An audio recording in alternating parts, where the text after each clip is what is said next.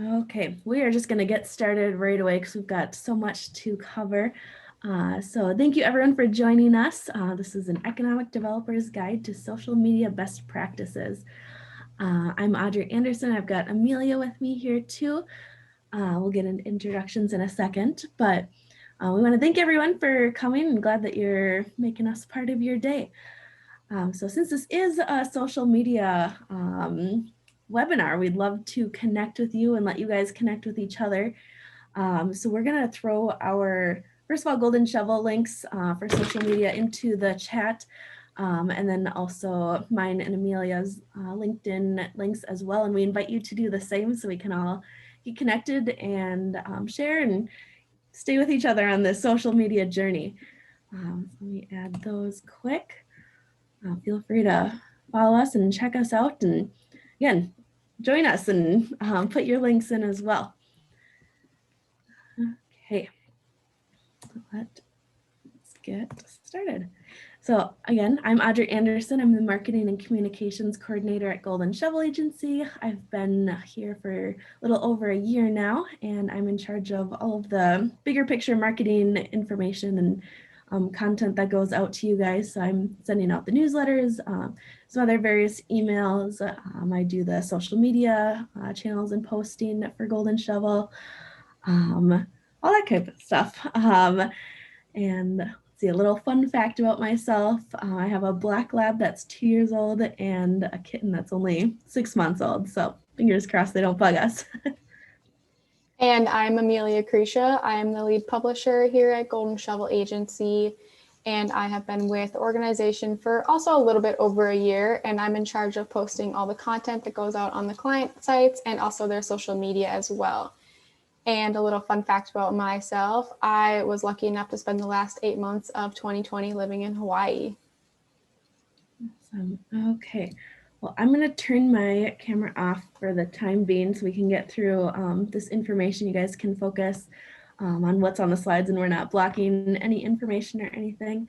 But make sure you've got a notepad or your notes app open because we've got tons of great stuff. Okay. So we are going to start out with Facebook. We've broken things down into different platforms. So just to make everything flow and a little more organized. So we'll be starting with Facebook. So Victor, if you can put our first poll up, we're gonna ask which of you have your Facebook business page set up, and are you using it? You can take a minute to answer these, whichever applies to you best.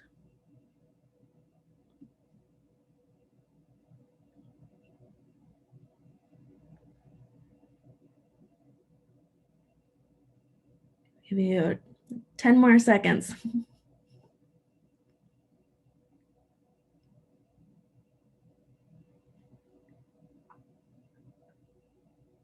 Okay, if we want to stop the poll and publish the results, looks like we've got most people have their business page and are using or posting about 1 to 2 times a week or even daily. So that's awesome. Then a couple of us still not quite as often, but that's all right because we're going to show you some tips.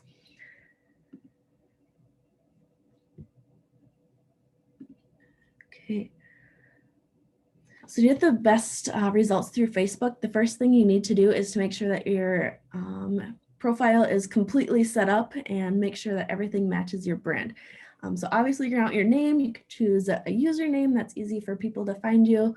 You want your address, phone number, email, website, hours, any way that they can contact you, and make sure this is consistent between your website and other social platforms. There's an additional information section that you can add more words on. If there's an empty field, fill it. Most people are using their logo for their profile picture, which is what we would recommend as well.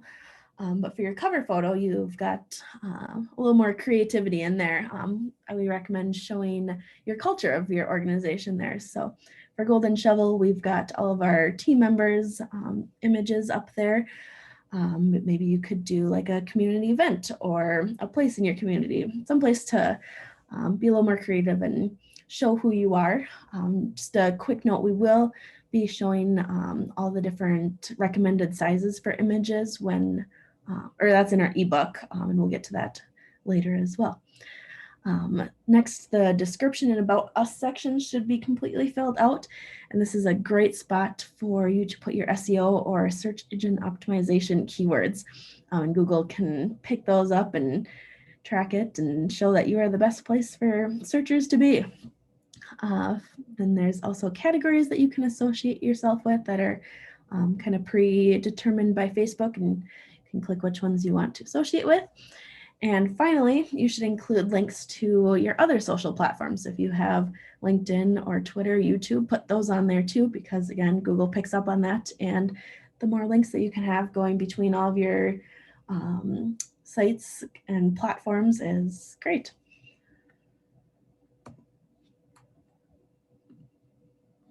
So next post or slide is about creating the optimal size post. So we've got another poll for you.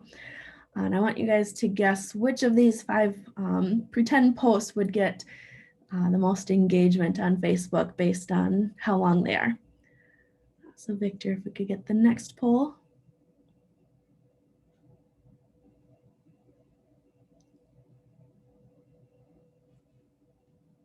There we go.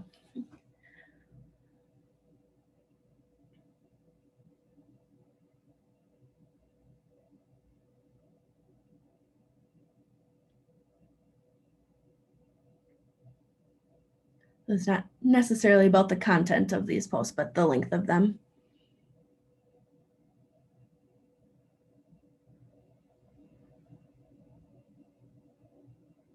Kind of all over the board on this one.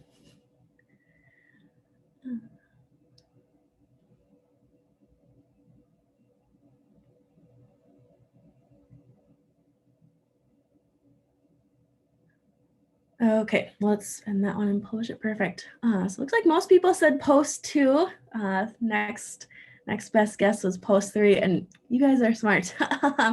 That is correct. If you chose 2 or 3, you're correct.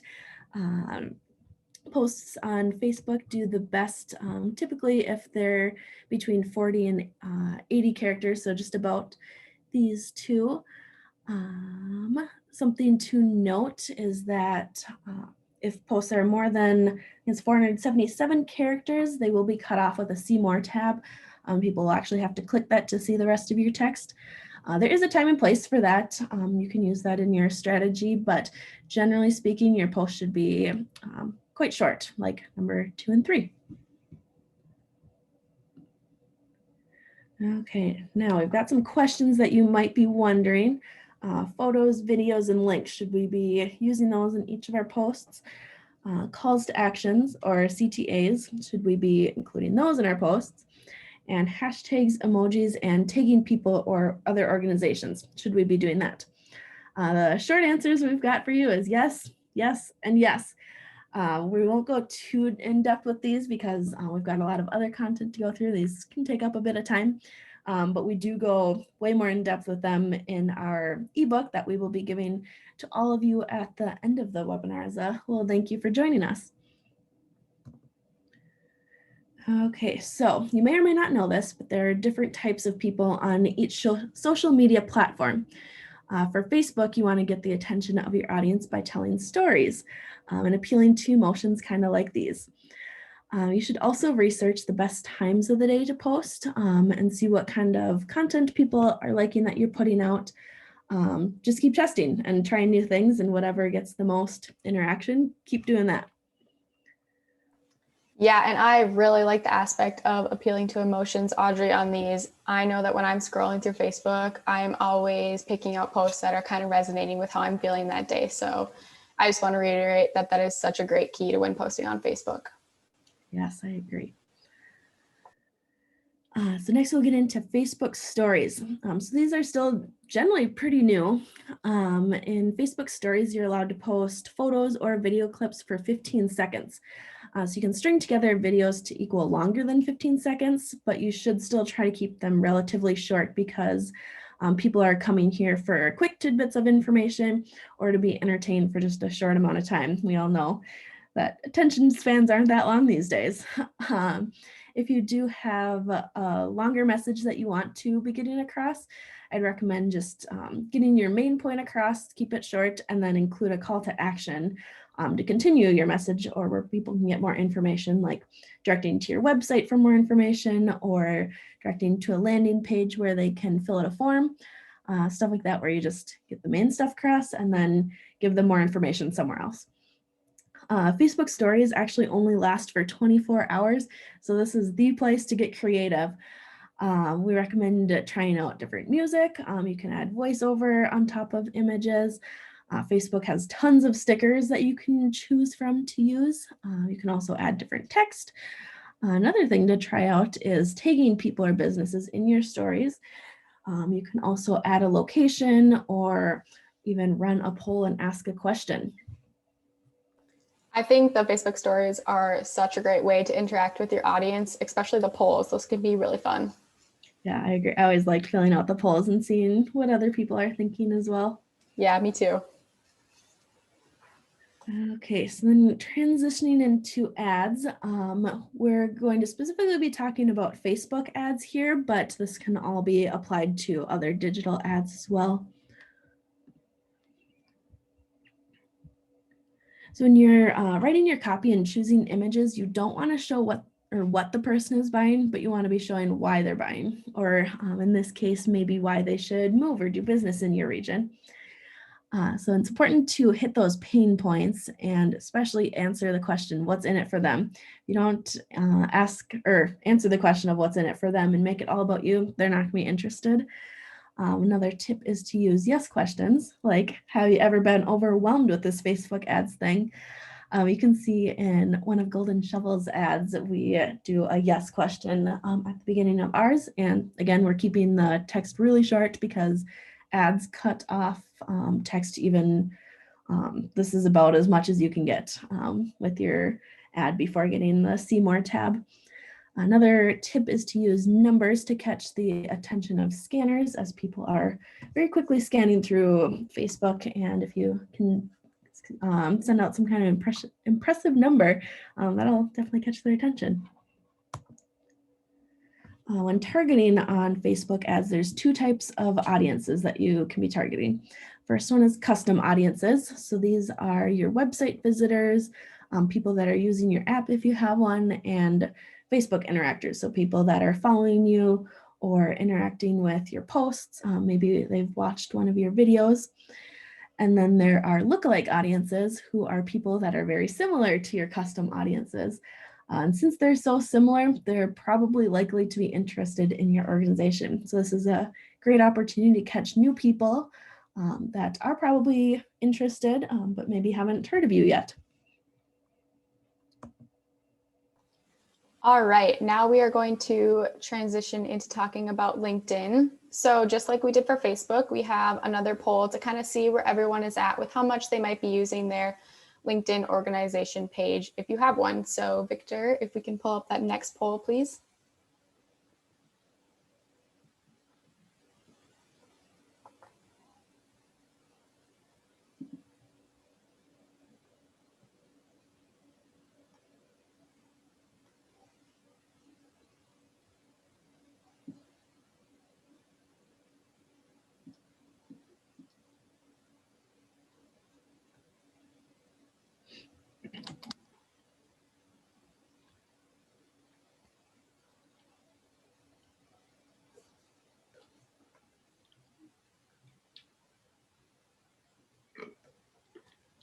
All right, so it looks like a lot of people do have a business page, which is really great, and they're posting about 1 to 2 times per week. That's pretty great.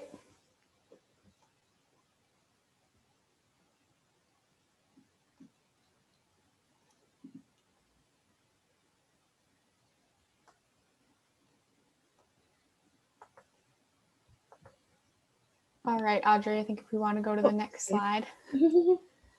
All right, so like we mentioned with Facebook, it is really important that your whole profile is set up and filled out on LinkedIn.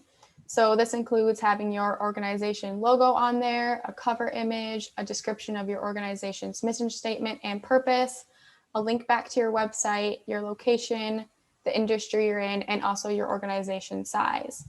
All of this information is really important to have on your LinkedIn profile so that when anyone visits your page, they're going to know exactly what your organization does and they're not going to have any questions about it.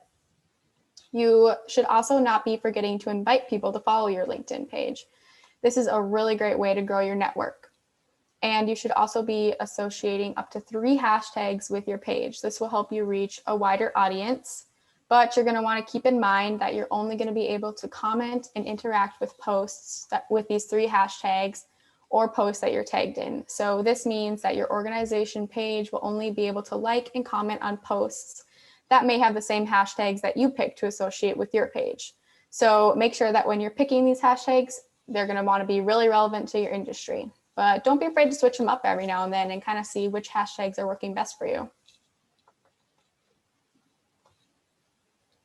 All right, now we have another poll to see if you guys know what the optimal size post for LinkedIn. So Victor, if we can pull up this next poll.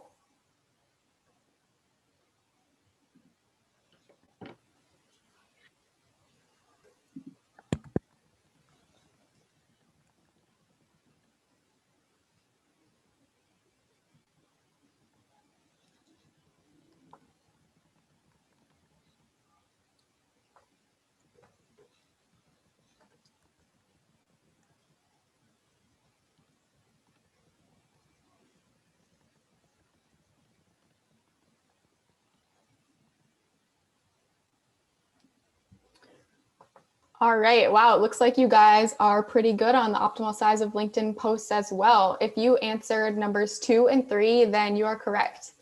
The ideal length of posts are between 50 and 100 characters. If your post is more than 140 characters, then it will be cut off with a See More tab. And for reference, posts with just text will be cut off after 5 lines, but all other posts with an image or a video, for example, will be cut off after 3 lines.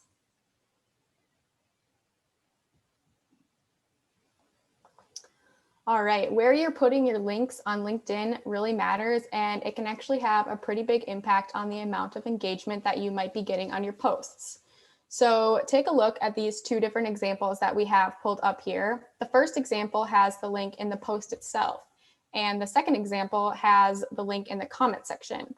By putting the links in the comment section, you are greatly improving the chance of getting impressions. Here you can see the first example only has 55 impressions, and the second example actually has 178 impressions. Make sure that you're not forgetting to mention in the post, though, where your followers can find that link. It can be as easy as just putting see the comment section for the link. You just want to make sure that you're directing your followers to that comment section. And photos and videos are also really beneficial on LinkedIn as long as you are not using the same content for multiple posts. And it is recommended to post at least once a week to LinkedIn. This has been really interesting with Golden Shovel. We've been doing more testing with this and getting even way more impressions than 178 when we do something like this. You can get well into the thousands sometimes. This is just the best example. Obviously, we had something side by side, but we definitely recommend doing a little bit of testing with this. All right, finding your audience on LinkedIn. People who are on LinkedIn are looking to both grow and learn. So you want to make sure that your posts are doing just that by posting relevant and interesting content. On LinkedIn, it is okay to use a little bit more jargon and industry-specific language. It shows proof that you are knowledgeable and also keeping up with industry trends. You are also going to want to take advantage of the analytics tab that's on your profile. Here you can see visitor metrics and demographics, any updates, follow metrics and demographics, and also different organizations that you should be tracking. Groups are another really useful tool on LinkedIn. You're going to want to make sure that you're joining relevant groups to your industry, and this is also where you should be posting your important updates and content. So yeah, I'm sure some of you actually might have found out about this webinar through a group because we've been posting in some economic development groups. And we did have a quick question come in that I thought we'd address right away. Clark asked, how does adding links in the comments drive impressions on LinkedIn? And LinkedIn does not like when people leave their platform. So if they notice that you have a link in your post, or if you're just sharing a link somewhere else, they're gonna ding you just a little bit for that, versus if you put something in the comments, they don't really notice as much and they think that you're just sharing like an image or just a normal post. So they're gonna let you show up a little higher and to more people. Awesome. Thanks for that great question. Yeah, thank you. All right. So just like we talked about Facebook stories, we're going to talk a little bit about LinkedIn stories as well. LinkedIn stories are more of a personal engagement method, but they can be a really great way to reach your audience. Don't be afraid to get a little bit creative with these, as long as you're keeping your content professional and relevant. Knowing when to post on LinkedIn can be a roadblock for some, especially if they don't know how to find that answer to when they should be posting. So posts scheduled in the morning have been shown to have higher engagement, but definitely do some testing with this. Post a few different times throughout the day for a couple of days and kind of see when you should get the best, when you're getting the best engagement on your posts. Hashtags should be used sparingly on LinkedIn. Typically 3 to 5 is recommended for each post. And tagging people can also be really helpful on LinkedIn, as there's now a higher chance that they are going to interact with your post. And posts without emojis usually do a little bit better on LinkedIn, but every so often you really need to get the attention of your followers. So adding one popular emoji that can be used in a professional situation is appropriate. And again, I'm just going to reiterate, you want to make sure that you're inviting your network to follow your LinkedIn page, as that's such a good way to grow your audience. And specifically with LinkedIn, they give you 100 credits each month to formally invite someone to like your page. So you can go through your follower list, especially if you're one of those people with thousands of followers, go through and invite who you'd like. And as soon as they accept that invite, then you get that credit back, and you get 100 new credits every single month, in addition to all those credits that you get back. One more question that came in. How do you know how many characters your post is? So not that or from what I know, social media channels don't necessarily count them. You would have to use a separate program. I know there's like a character counter online that you can just Google and it'll pop up, and you can just copy all your posts into there and it tells you exactly how many characters it is. Once you get a hang of it, you can definitely probably just see or kind of estimate based on like what you were looking at with our 5 different posts. You guys did a great job of guessing which one ended up being the correct answer. So once you get used to posting when those 40 to 80 characters, then you'll be able to just kind of know what they're like based on your site. Yeah, another great question. Thank you. Mm-hmm. All right, so if you can't tell by now, we have sort of a trend going. We're going to pull up another poll for everyone to complete to see how often you're utilizing your Twitter page as we switch topics. Victor, if we can pull up our next poll.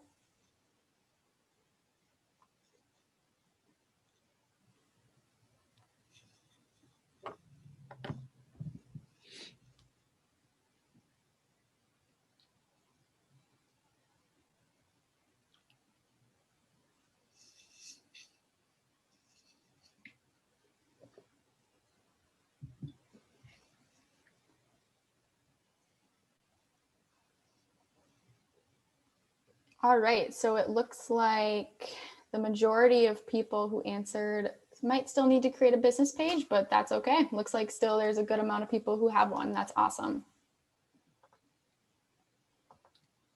All right, so by now you should be fully aware that it is really important to completely have your profile filled out no matter what platform you are on. So for Twitter, this includes a profile picture, a cover picture, a link back to your website and other social media profiles, a bio with SEO keywords, your location, your organization hours, and definitely a relevant handle to your organization. If you can, you should try to use a call to action in your handle, like we have shown in example 3 here, how it says @choose golden shovel. That's a really great example of that. And you can also pin a tweet at the top of your profile once you start posting. And since this is the first content that anyone is going to see when they come to your page, You should try to pin any content that is really important, such as any sales and promotions that might be going on, any product launches, a testimonial, or a cause or charity that you might be supporting at the time.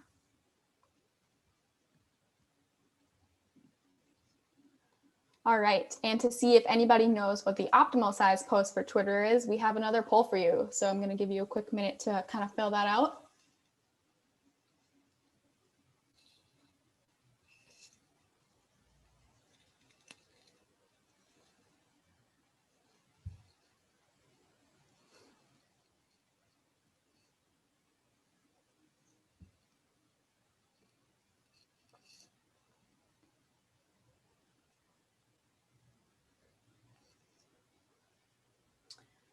Ooh, all right. Looks like Twitter is a little bit of a tricky one for most people. That's okay. That's what we're here for. So if you put numbers 3 and 4, then you are actually correct on this one. The optimal Twitter post has between 70 and 120 characters. Posts that are these sizes will help improve overall engagement.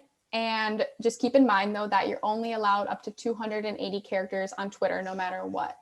So there's definitely a time and place for using more or less, but that range of 70 to 120 characters is what's most recommended. And don't forget to add those call to actions at the end of your posts. And since you need to watch out for the character limit, you can keep these kind of short on Twitter, such as click here or learn more here. And again, photos and videos help improve engagement as long as you aren't sharing any repeat content.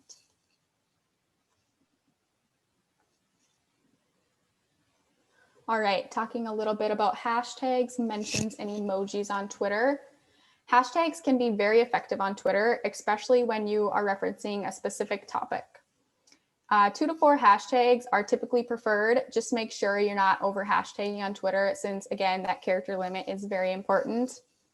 Mentioning other people and organizations is really good for drawing attention to your posts. And by doing this, you're giving yourself more of a chance that after you mention others, they will mention you back or retweet your post. And emojis can also help grab the attention of your audience as long as they are being used in a professional way and you're not going overboard. Yeah, for me, using emojis, or when businesses use emojis, they really catch my attention. And typically when people think of emojis, I think they originally think of just all the smiley faces or sad faces. But as you can see here, there's so many other emojis that you can use that are more professional, not maybe as widely used, and can really catch people's attention. Yeah, definitely. It's great to mix it up. Mm-hmm. All right, people who are on Twitter usually like to scan their feed. So make sure that when you're posting content that will grab their attention and catch their eye. So examples of these could be a quick fact, a question, or any useful information. The best time to post on Twitter is typically between 8 a.m. and 10 a.m. and then again between 6 p.m. and 9 p.m. These are typically the hours before and after work, since many people may not be on Twitter during the workday like they might be with LinkedIn. But again, don't be afraid to test this out. Post throughout the day and kind of see what times are getting you the most engagement from your followers. And with that last note, I think, that wraps up our Twitter page. I'm going to hand it back over to Audrey. Awesome, thank you. So now it's time to go over all of these images and videos that we've been talking about. So first off, we recommend using images with faces in them. People can relate more to images when they see people, obviously. And however, you don't want every single picture to be exactly the same and only faces with the cute little family smiling there. So mix it up and use some other different types of images, like you maybe use a place in your community or an event you held, or maybe something like a skyline. If you have original pictures, we recommend that you use those first. But if you don't have your own, or if they're not very good quality, you can get free or paid stock images from a variety of different sites. Some that I recommend would be Shutterstock, Pexels, and Pixabay, if you want to write those down. Another type of image that is sometimes forgotten is graphics. And graphics do a really great job of catching people's attention, especially ones that show data like the one in the middle here. If you want to create your own graphics, there's another site called Canva, and we really recommend using that. There are both paid and free versions. I'd start with the free and then see if you'd like to upgrade later. But you can do so much great stuff on this site. In addition to just creating graphics, you can do different sizing and create other images. It's really great, and they help you make things look professional too. And they have different templates that they can use and other stock photos there as well. For videos, we recommend using a template or layout kind of like the one in the right here. You should have your video right in the middle, but allow for some neutral space at the top and bottom. First for a large headline at the top, and second for subtitles to go on the bottom.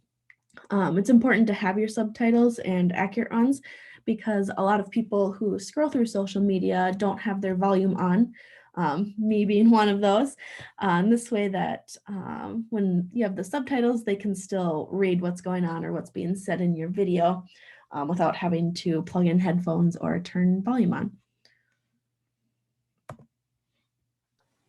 All right, next we have a couple of case studies that we've pulled from our clients who are getting really high engagement on their social media and how they might be using some of these tips and tricks that we've mentioned. So our first couple examples are from Facebook. First, we have Dickinson County Economic Development Corporation. Here you can see at the top of the page what we add to all of their social media posts. So you can see the 2 hashtags that they use, and then they also have a call to action that we put at the end of their post, which is the click here. And then there's the link that directs people back to their website. And also on this graphic, you can see the number of fans that are active on Facebook at each hour of the day to kind of help know when to post. And you can see here that it looks like they have a high peak at 6 p.m. And that's presumably when everybody is getting off of work. Our next example is Greater Yankton Living. Again, they have a hashtag and they also have a call to action that they add at all of their end of their social medias that redirects people back to their website as well. And with this, you can see the audience demographics that breaks down the composition of their fans and audience by age. So you know what age range most of their followers are in to kind of gear their post towards and also have more relatable information for them. Next, we have a couple of examples from LinkedIn. This is Guadalupe Valley Electric Cooperative. And here you can see, again, their 2 hashtags that they've associated with their page. And you can also see their follower demographics that are broken down by what area their followers work in. So this can help you determine what type of content, again, to put out to get that high engagement.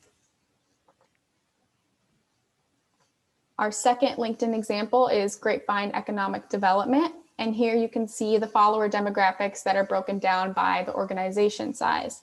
So this helps you know what size organizations your followers are from, so you know whether to gear your content towards smaller organizations or larger organizations, whatever is more relatable to your followers. Our last 2 examples are Twitter. So here we have Guadalupe Valley Electric Cooperative again, and you can see their hashtags that they use. They use these hashtags for all their social media platforms. And here you can see how often they are tweeting each hour of the day. This is a really helpful tool for keeping track of the different times that you're kind of testing out to see what might be best for you and when your followers are active on Twitter. This is great that they were doing some testing because it's a great place to start off posting, like we mentioned, right before and after people get off work. But for some people like Guadalupe Valley, we're able to test and found out that 10 o'clock was actually the best time, or that or late morning, early afternoon time. So I definitely recommend doing some tests. All right, and our last example is the city of Goose Creek. Here you can see their 3 hashtags that they've chosen to associate with their page, and they also have a word cloud that got pulled up. So this is a really great way to see what popular hashtags you're using and also what hashtags people are responding to. So you kind of know what to keep using, and if you want to switch it up, you have a couple of examples to choose from. And I think that wraps up our case study. So yeah. So the moment you've all been waiting for, here's the link that you can go to get, or this will directly pull up our social media best practices ebook that you guys can have. Once again, that's a little thank you. If you don't want to copy this link right now, we'll also be sending an email in the next 24 hours or so that'll have a link for you to download it as well. Like mentioned in the beginning, we will also be including a copy of the slides and a recording to the webinar as well. Don't worry, this link will stay on this next slide. So there's that for you. If you have any questions, please put them in the chat or the Q&A section, and we'd love to answer as many as that we have time for. We'd also love to help you with your social media stuff if this is just feels like too much for you. We know we went over a ton today really quick, and it could be overwhelming. Unfortunately, we're just scraping the surface on this. There's so much to know and learn about social media. Lucky for you, Golden Shovel actually specializes in this. So if you just say you don't have time for social media and would love to hand it off to us, we'd be more than willing to take it off your plate. So feel free to contact myself, Amelia, or Laura Christie, who is the Director of Development with us here. Also feel free to check us out more at goldenshovelagency.com if you'd like to kind of learn more. So if you have any questions, please put them in the chat. Otherwise, let's see.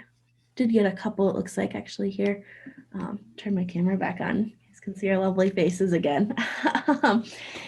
So how much time a week should we be devoting to social media if we want to be successful? I would say at least an hour or two, and that should be just devoted to typing up your posts and scheduling them. If you would like to schedule your posts, a great option is using something like HubSpot or Social Pilot, and you can schedule ahead what you want to be posting, so you don't have to make sure you're logging in every single day to post when you want. Especially if you're in a meeting or webinar like this, you don't have to worry about posting at this time. But again, that would be just for the posting. That's not necessarily even any of the creating any of the content behind the post that you're putting out. Yes, and here is another question that we received. What is the number one thing that we can do to grow our following on social media? So we would recommend definitely joining those relevant groups on all those social media platforms, and also inviting people to follow your page. That is just a really great way to grow your network and also reach out to just a wider audience. Yep, I couldn't say it better. Let's see, another one. What is the number one most important thing to do on social media or takeaway? I would have to say staying consistent. If you want to be having a lot of interactions on your posts and stuff, make sure you're consistently posting. If you want to be posting every day, actually post every day. If you can only commit to a couple times, make sure you are still getting those couple times in. And another question that we received, should we be including images and a link with every single post? I would say yes. Adding those extra things to all of your posts just really help grab people's attention, and it's just a really great way to get more engagement on all your posts. Another question, thoughts on using a third-party posting platform? Personally, Golden Shovel actually uses that for a lot of ours. I would definitely recommend it. Again, I would recommend HubSpot. That's the one I use most. They make it super easy that you can schedule your post. You can add your links and images, videos, whatever you want. Schedule what day and what time you want. You can schedule as far as you want, but also still making sure that you're maybe not posting things that are super timely in the scheduler. Just make sure you're going into your social media and posting those manually. Or if anything just comes up kind of on the fly, that'd be another good time to do that. Another one, we've got how should you react to negative comments? What we've learned is make sure you answer them. You don't want to just leave it unanswered because that does not look good. Give them a quick answer and then take it offline. So say we'd love to talk about this more in a phone call, or feel free to email us here more of your concerns, just so you're not getting in a Facebook fight online or anything, and you don't want people grabbing their popcorn watching your comments.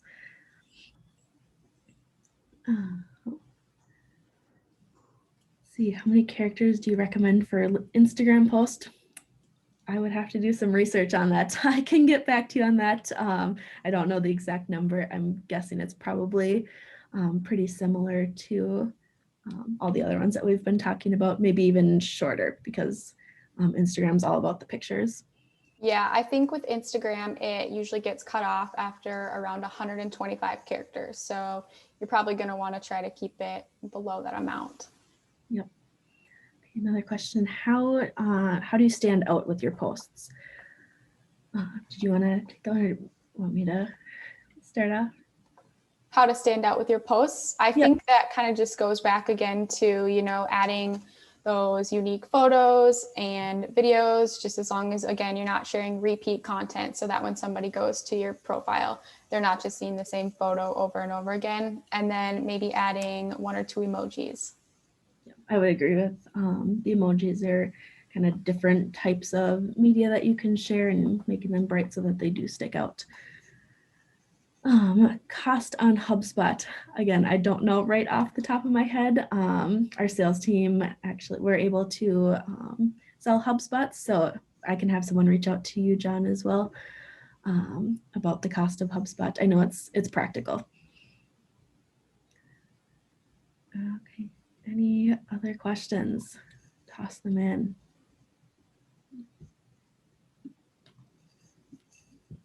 Make sure we didn't miss any.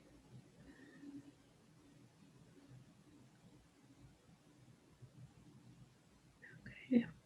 Well, if nobody has any others, I think we will wrap it up. If you think of any other questions, we'll be setting up that follow-up email. So just respond to that or send any of us 3 your questions and we can get you more exact answers, especially if you have some questions specific to your organization. We'd love to help out with that as well. Any last thoughts, Amelia? No, just don't be afraid to reach out with any questions. We're always here to help. And yeah. Oh, we just got one more. Does Golden Shovel produce animated explainer videos? Not sure that we have yet, but that is definitely something we could talk about. So we can reach out to you about possibly doing that. Those are great ideas too.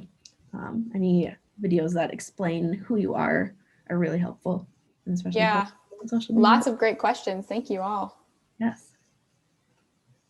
Okay, well, we are at 45 minutes, which is kind of where we wanted to be. So thank you again, everyone, for joining. This was fun. If you'd like to connect with us, our information is there and expect to get an email from us soon. Thank you, everyone.